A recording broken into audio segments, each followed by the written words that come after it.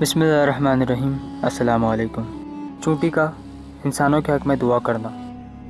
آپ دیکھ رہے ہیں عمار وائس چینل۔ اگر آپ چینل پر نئے ہیں تو چینل کو سبسکرائب کریں اور ہماری لیٹسٹ اپڈیٹ کے لیے بیل آئکن پر کلک کریں۔ ویڈیو پسند آنے کی صورت میں لائک، کمنٹ، شیئر کرنا نہ بھولیں۔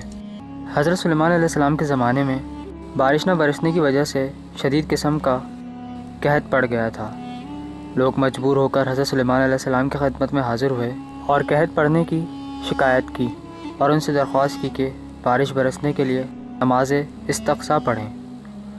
جناب سلیمان نے ان سے کہا، کل نماز صبح کے بعد ہم مل کر نماز استسقاء پڑھیں گے اور اللہ سے دعا کریں گے کہ ہمارے لیے بارش برسائے۔ جب اگلا روز آیا تو سب لوگ اکٹھے ہو گئے اور نماز صبح ادا کرنے کے بعد صحرا کی طرف روانہ ہوئے۔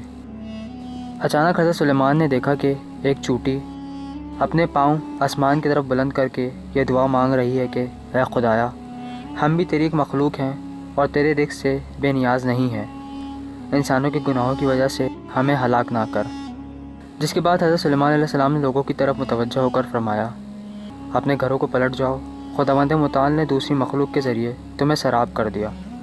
اور اس سال اتنی بارش ہوئی کہ انسان کے ساتھ ساتھ تمام حیوانات پورے سال آرام سے سیراب رہے اور قحط سالی کا خاتمہ ہوا۔